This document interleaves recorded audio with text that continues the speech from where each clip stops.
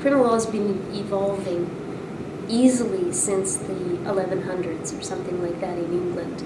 So we're in 2010 now.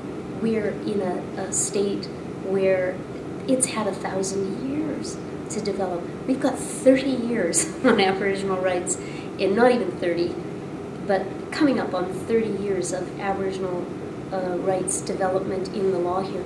We're in baby days still.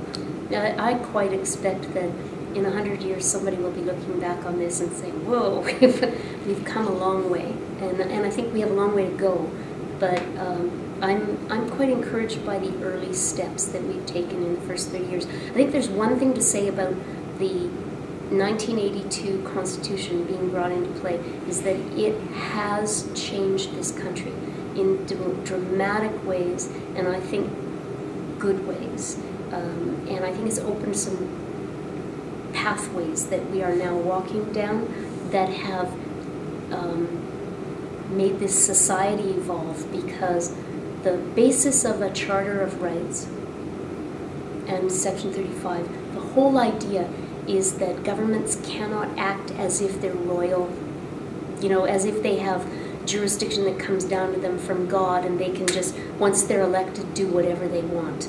The Charter says no. The Charter says there's a law that's higher than you, and also the Charter has encouraged a big change in our society, which is the movement to engaging people in the decisions of government, because they can challenge them now.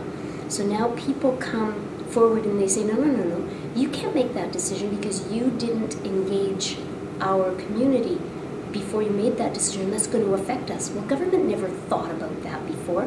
They just thought, well, we get elected and we're only accountable to people at the next election.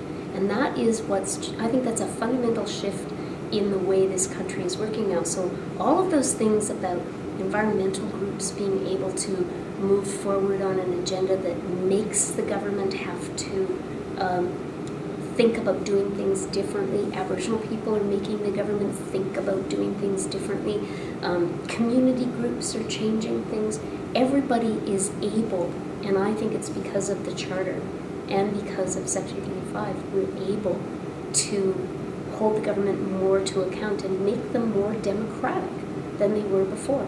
And I think that's totally attributable to the Charter and to Section 35.